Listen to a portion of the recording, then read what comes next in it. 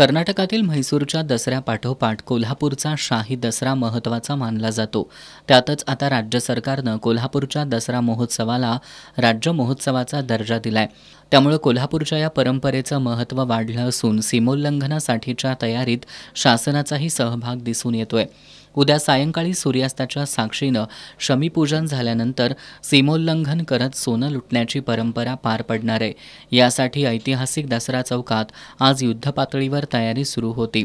दसरा चौकात शाही दसरा महोत्सव होत असल्यानं या ठिकाणची वाहतूक विस्कळीत होऊ नये यासाठी दसरा चौक मैदानापासून 500 मीटरच्या परिघामध्ये नो पार्किंग झोन असणार आहे.